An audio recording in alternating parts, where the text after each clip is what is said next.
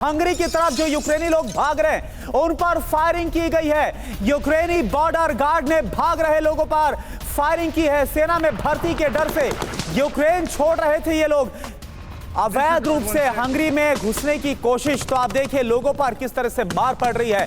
2 साल से ज्यादा वक्त हो गए, हालात लगातार खराब हो रहे हैं। अपनी जान बचाने के लिए जो दूसरे देशों का रुख कर रहे हैं उन पर भी फायरिंग की जा रही है।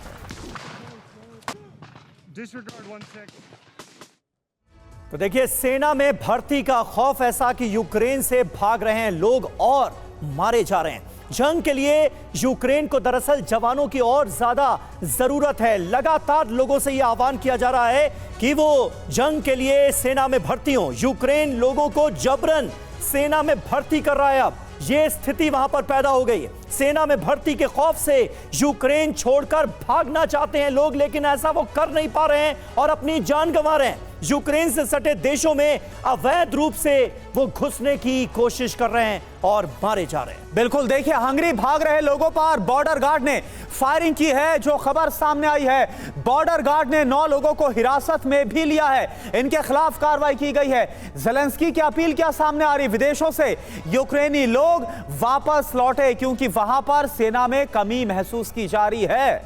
जी हां, ज़ेलेंस्की की अपील, हम सब मिलकर यूक्रेन का पुनर्निर्माण करेंगे, ये ज़ेलेंस्की अपील कर रहे हैं। लेकिन इस अपील का कोई खास फर्क अब पड़ता हुआ नजर नहीं आ रहा है इतनी लंबी जंग खींचने के बाद। करुणा और देखिए बिल्कुल संजय सोई सर, मैं आपका रुख कर रहा हूं। देखिए किसी भी देश के लिए जंग जीतना तब ज्यादा आसान हो जाता है जब वहां का मोरल हाई होता है, जब वहां की सिविलियन आबादी सरकार के साथ, सेना के साथ होती। लेकिन यहां पर वो होता हुआ नजर नहीं आ रहा। लोगों में डर है, खौफ है और लोग यहां से भाग रहे हैं। नहीं, बिल्कुल कोरोना ऐसा है कि 2.5 साल से ज़्यादा, 3 साल होने वाले लड़ाई को चलते हुए 3 साल हो गए। तो यहाँ पर जब ये जो बात है, कितनी कैजुअलिटी हो चुकी है अभी तक यूक्रेन में। मैं तो कहता हूँ अभी तक वो लड़ाई लड़ कैसे रहे, क्योंकि कुछ ये खबर ये भी है काफ़ी बाहर से भी मर्सिनरी गए हुए हैं जो लड़ाई लड़ रहे हैं। और आम आदमी जिसने कभी जंग नहीं लड़ी, जो कोई बैंक में था, जिसकी दुकान थी, वो सब भाग के दूसरे देशों में हैं। बड़ी संख्या में शरणार्थी हैं और परेशान हो चुके हैं। और अभी जो जैसे अमिताभ जी बता रहे थे कि एक वॉर ऑफ एट्रिशन चल रहा है, वो भी एयर अटैक करता है। रशिया भी कीव तक अटैक कर रहा है, जो पहले बंद थे, कुछ अटैक कम हो रहे थे। तो एक तरह भय का माहौल बन चुका है और काफ़ी सीमाओं तक, नेटो की सीमाओं तक उनके हमले जा रहे हैं रशिया के यूक्रेन के अंदर।